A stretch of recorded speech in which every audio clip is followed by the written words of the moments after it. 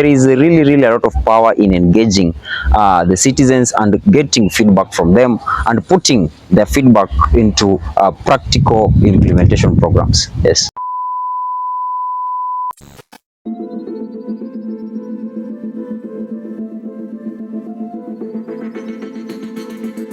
Welcome to the podcast. Today we are going to have a panel discussion on public participation and what exactly is its relevance. On my panel today I have Mr. Jeff, Ms. Sylvia and Mr. Lugalia. I will start with you, Mr. Lugalia. Do you think public participation is relevant? Thank you. I'm happy to join you this afternoon for this session. And from the point of view, I think public participation is much relevant. This nation. Actually, from the look of things, I can say public participation is the backbone of the nation, of many divisions, of many happenings in this stage. For instance, there are many happenings because of events that have happened in the past. You can see there have been the downfall of the finance bill. It's the impact of the public participation. We can see the outcome of the impeachment motion that is trending politics today is the effect of public participation. Now, from where I sit, I can say public participation is of essence. Let me come to you, Jeff. What is your opinion? Do you think, as the public, we should be involved in any matters public affair in regards to public participation? Yes. I really think that the public should be involved. We are the citizens of this country, and it is well anchored in by quoting the Article 1 of the Constitution that all sovereign powers belongs to the people of Kenya and shall be exercised in accordance with this Constitution. So the nation, the country is ours first of all, and we are the people who made that Constitution. And for that matter, I think it's of essence that every member, every citizen gets involved in the decision-making process of our country. And just to wind it up, I'd like to state that we have various legal frameworks put in place that ensure that everything that, before anything has been implemented in our country, be it a legislation passed in parliament or even a government policy that has been drawn from any department within the government, that all these things must pass through public participation. So there is really a lot of power in engaging the citizens and getting feedback from them and putting their feedback into practical implementation programs. Yes. Thank you. Before I come back to you, Sylvia, allow me ask Mr. Lugalia a question. You talked about the current impeachment of our deputy president. So my question is, what are the political consequences of this impeachment to our beloved nation? You see, from where I sit, I can state openly that the public participation in this impeachment process has a deeper meaning compared to what we see ordinarily. Impeachment motion concerning the deputy president of Kenya is not only politics, but it's a deeper aspect of it, whereby you can see, despite being the political wave the way we are observing the scenarios and the tribal thing, and they may be say power fight and the game of interest, we can say openly that you see this thing for the deputy president impeachment has been dug deeper for the interest of the sitting government. You can see politics being a game of interest. There's a preference from a section of people from the Mount Kenya region. There is a preference that Gachagua to go out, then Kindiki to come in as the new deputy president. But you see, the way I told you earlier on, like removing Gachagua, putting Kindiki, for me, I don't support, and it has no impact from where I sit. But because it's a political interest, whereby it's circulating and polarizing the political game plan of the country, You can see now it's on the headlines of everything. Today, I've just read somewhere before I came to this interview that His Excellency, the Deputy President, is about to address the nation concerning his impeachment motion. But you see, on the other hand, the other day, just on Friday, Saturday, we've been having public participation at the Bomas of Kenya. And in the public participation, has been so chaotic. We don't know which force and which faction came to whose interest. When you could be watching that clip very clear and you see what happened in Bomas, there was a chaos. And people were shouting, hey, Ruto must go, Gachagua must go. Now you can see there are two division factor which is being used with the people of interest. You get my point? And you can come to find there's some public participation that has been contaminated by the political interests. You remember I told you the other week we were in the interview, the current politics we are facing, it's what is called play within a play that we used to read for the Chino Achebe. And you can see the people who are for the interest of what is happening are the people within the Kenya Kwanza government. You get my point? His Excellency, the Deputy President of this Kenya, is a member of the Kenya Kwanza government. And you can see the people who are initiating this impeachment motion are the same people from the same government. And you seem now to not to know who is the, or what is the force behind this all impeachment process. But now the public has come out in a confusion manner whereby the public are also being misled in this participation process. And you can come to find out like there's a faction within Mount Kenya region that is opposing the host of the president, and there's a faction that has been stage managed to support. You see, so when we come in as a public to give our views whether the opinion is right or wrong, we help the compact majority to get the conclusion on the whole matter of public participation. You get my point? Right. So what I see from where I sit, like this matter of public participation is important, whereby we can get to understand the best and the division, and it can help us think of the division of what it takes. Yeah. Sorry to cut you short. So before we come back to the impeachment, let me ask you a question, Ms. Sylvia. In the wake of the Gen Z movement, do you believe that going forward, digital activism is something we have to consider as public participation? Yeah, I definitely do think that digital activism is actually the new wave of public participation, because, for instance, we can see that during the Gen Z protests, they had these X spaces where they were conducting their discussions and even planning some of their activities. And we can see the results of that. They were rejecting, they wanted the finance bill to be rejected. And was it rejected?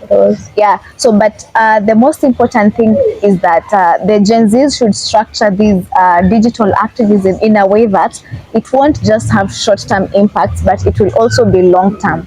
Because after the finance bill was rejected, they started this motion of Ruto must go. But how impactful was that? It was not impactful. So for digital activism to actually be something that is important, like public participation, they have to have a good structure and also put in measures that will also make it to be something that does not go against the constitution. In regards to finance bill, Mr. Jeff, allow me ask, what is your overall opinion in regards to the aftermath and the rise of the fall of the finance bill? Do you think, in a way, activism and public participation helped in ensuring the bill doesn't pass? Yes, as a matter of fact, we can all account for the fact that the main pressure was exerted by the Gen Z who went to the streets, and it all started by, as Laya stated, it all started through digital activism, that the people who are online pushing the hashtags on X and utilizing other social media platforms just to echo their voices concerning the impunity finance bill. So it all started on from utilizing the digital spaces. And from where I sit, I really understand and I appreciate the efforts made by the Gen Z towards pushing for the rejection of the finance bill. And it, to some extent, I can really account that it bore fruits. Though what my worry is, my biggest worry is going forward, will this be the new norm of our actions? Because remember, after rejecting the finance bill, what happened is that we went back and adopted the previous financial year's finance bill, the finance bill of 2022-2023. And there is also no guarantee that next year the government is not planning to use the same finance bill that was used in the financial year that was to be used in financial year 2024-2025. There is no guarantee as such. So I think the Gen Z protests were useful, yes, but we should come up with more structuralized ways of communicating and advocating for our rights. And that is the reason as to why I'd like most Gen Zs to get the fine line of definition between being activists and being advocates. You see, activism is more of an emotional thing pushed by emotions. You remember that we were rejecting the finance bill out of our own emotions, that this thing is bad, this thing is not good for us, this thing will harm our presence in this country, it will harm our economy. But we are not giving any long-term solutions that even next year will ensure that the same finance bill has not been redone by this government. So it is important that Gen Zs, as long as we will go to the streets, as long as we will go to occupy parliament and occupy any other public offices, we must sit down, the Gen Zs must sit down and craft the best way possible of maybe advocating for what they want. And this one they can do through various ways. They can come up with petitions, they can draft memorandum and submit them to the various public institutions or the various public offices that they think will be addressing their issues. More importantly, we should be advocating for policy change rather than emotional and short-lived changes that will just collapse after a while. Because right now, nobody again is talking about going to the street. There is no that drive is no longer there. So we should really sit down as a generation and craft other means possible of ensuring that we influence policy change in this country. Thank you. Sorry to cut you short. Mr. Lugalia, allow me ask you a question in regards to the privatization of state-owned company. And in this case, let me use the case study of the Adani Holdings. Of course, we have seen different news out there that we cannot substantiate at the moment, but do you believe, or rather do you think the public should have been involved before before the government choosing to lease or rather to privatize JKA to Adani? I find it necessary for special issue concerning Adani. From the look of things and from the asset management and the regulatory bodies in place to engage the public when it comes to the state-owned infrastructural and facilities.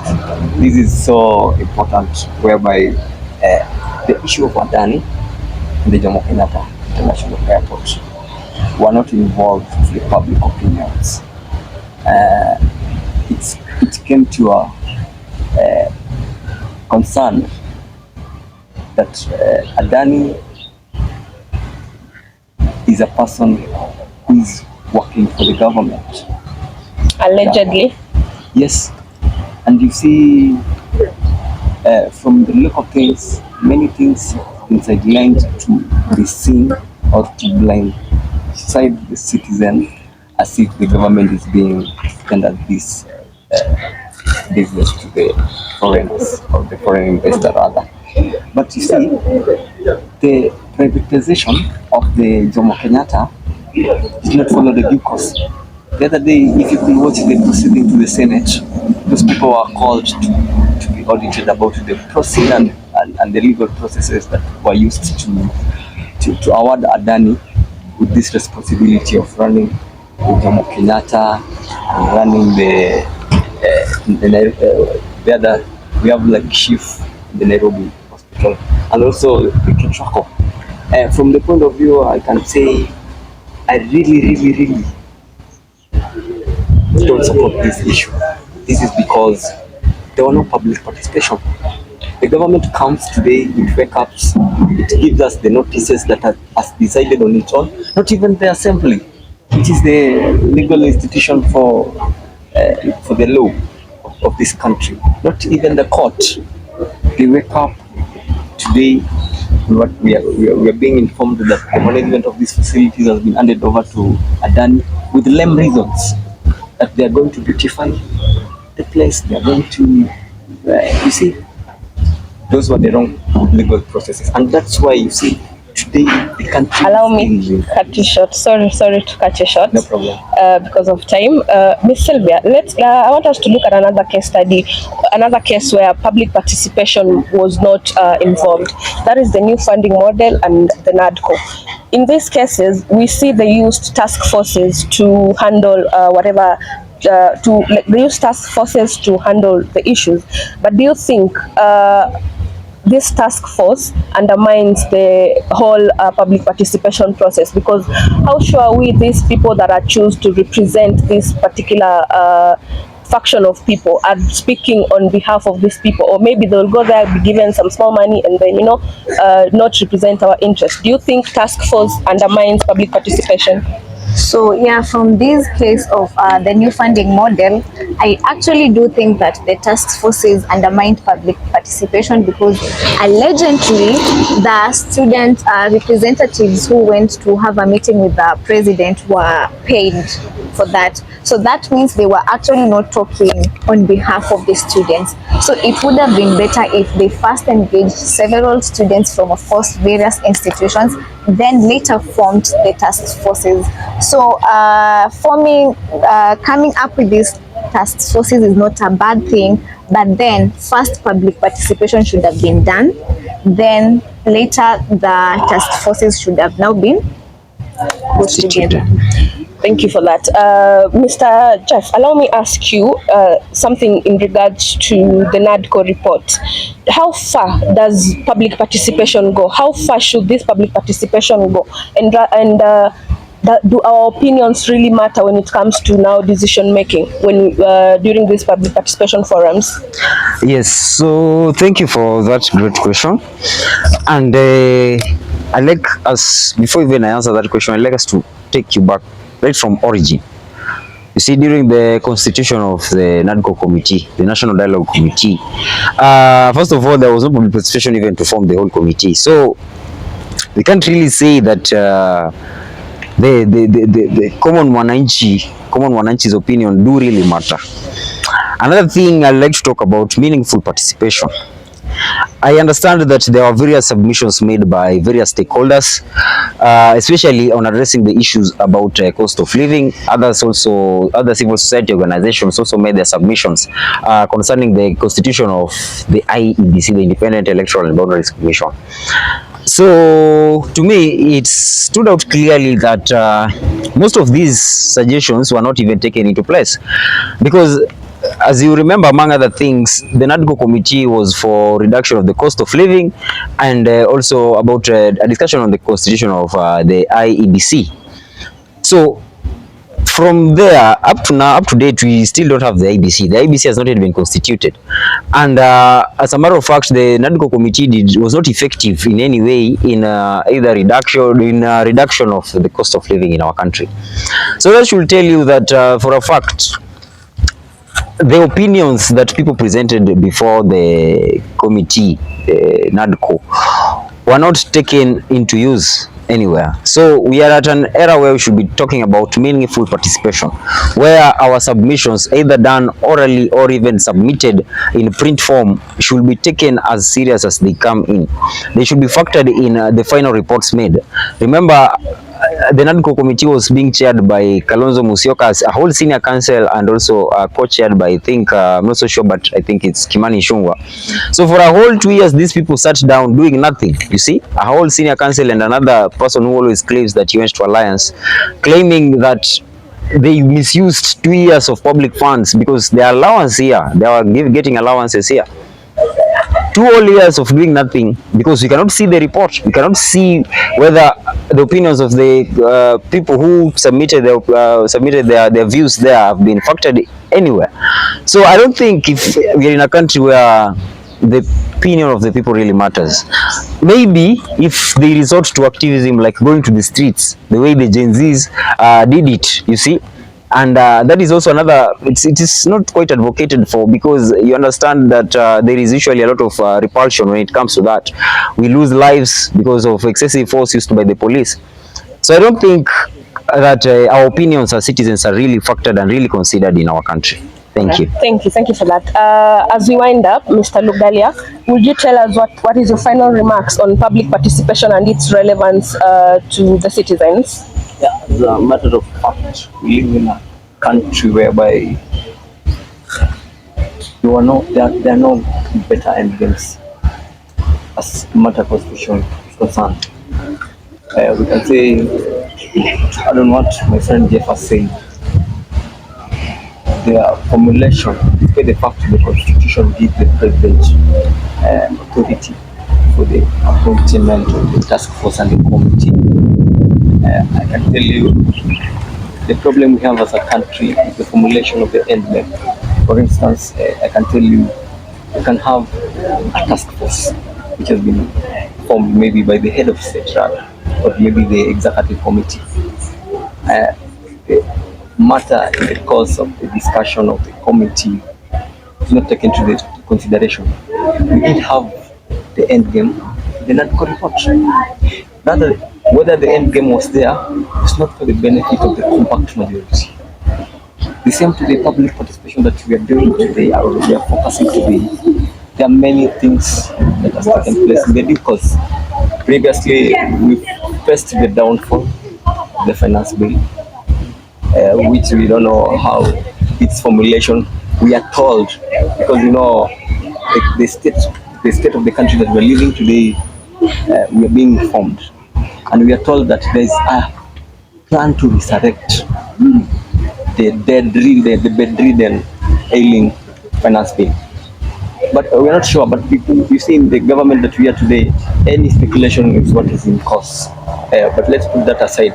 Our point is, as a matter of fulfillment of constitutional mandate, we find ourselves that we waste time to go and do public participation in a platform where they are not going to give us the end game. Initially, we see in our constitution, we had that article that solved the family conflict and the family matters at home. It's the same thing that has been happening in this public participation. We go to express our interest and the public opinion concerning a matter that is important to the state, but the end game becomes dubious to the interest of the few, the compact few minority. Do you get the point? Yeah. Thank you so much. Allow me to cut you short. Okay, no. You have 1 second to finish up. Okay. Now you see, like my point is, I don't really allow that room whereby there's a simple decision making. I support the compact opinion, the compact majority opinion, but also we are asking our government, which is in place, to take consideration when it comes to the public opinion and the interests of the public opinion, so that we can have a good system in place for us to have the good decision making, good system in place, and the good even commission in place. Thank you. Ms. Sylvia, what's your final remarks on today's topic of discussion, which is public opinion? And as you give us your final opinion, do you think it's relevant? So I will say that public participation is very important. It's actually under the Constitution, so it is a legal mandate. So if public participation is not something that is actually considered in our country, then it means we are not getting one of our legal rights, and that is public participation. So I think that public participation is very relevant and very important, because it also helps in keeping the government in check.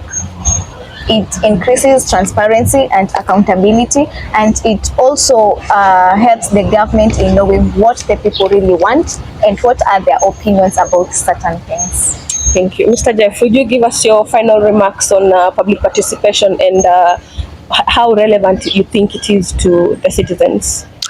Okay, thank you so much, Lila, for that question. So we live in the age of information, and I really like to send a message to the sitting government, the current regime.